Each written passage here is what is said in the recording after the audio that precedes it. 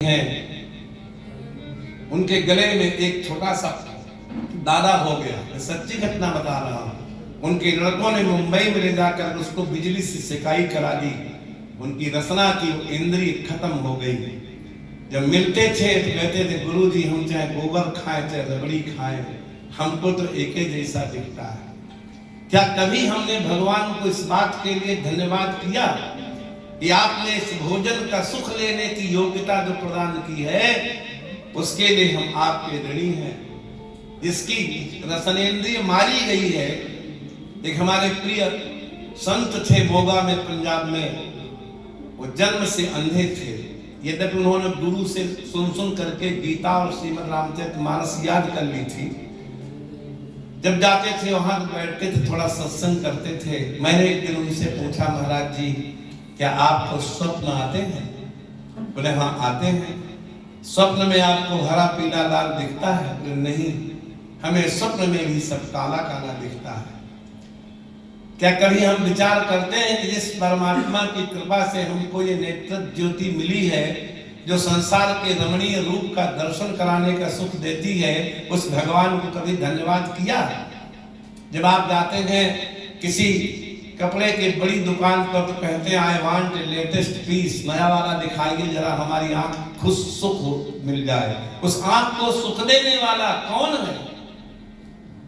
तस्यापवर्ग शरणं तव पादमूलम विस्मर्यते कृतविदा कथमार्थ बंधो। जो आपका भक्त है वो कभी आपको नहीं भुलाता, कभी आपको विस्मरण नहीं करता, कभी आपके लिए कृतज्ञ न रहे, ऐसा नहीं होता। सुख का सार यह है कि जो मिला है उसी में आनंद हो जाए। यहाँ पर ये फर्श बिछी है, इसमें गद्दा भी न बिछाया जाए, ठंड है तो उड़ने के लिए दे दिया जाए। इस पे कितने लोगों को नींद आएगी गहरी? आप लोग सब सो सकते हैं इसी पे? सब नहीं सो सकते। तो आनंद तो तब है जब इसी पर सो के गहरी नींद आ जाए, तब माना जाएगा कि आप भजन करते हैं। बॉडी रिक्वायरमेंट्स कभी किसी की आज तक पूरी नहीं हुई। हविषा कृष्णवर्त में वह भूय एवा विवर्धते। एक एक चम्मच घी डालते जाइए, अग्नि बढ़ती चली जाती है। इच्छाएं पूरी करते जाइए, इच्छाएं बढ़ती चली जाती है। ये थोड़े होता कि बस विस्मर्यते, भजन का, भागवत श्रवण का, पाठ का, मंदिर दर्शन का, तीर्थ दर्शन का यही फल है कि हम प्रतिपद भगवान का अनुभव करें। और जो हमें उन्होंने दिया है उसके लिए उन्हें धन्यवाद करें। जो नहीं दिया है उसकी शिकायत न करें। एक माता के 3 पुत्र हो, एक खुद खा लेता हो, एक मांग के खा लेता हो, और एक बैठे रहता हो, देगी तो खाएगो, ना देगी तो भूखो रह जाएगो। माँ किसका चिंतन ज्यादा करेगी? किसका ध्यान ज्यादा रखेगी? भगवान से जो रोज मांगते रहते हैं उनको भगवान पसंद नहीं करते। प्रभु जानत सब विनय जनाए, कहो कवन सिद्धि लोक रिझाए।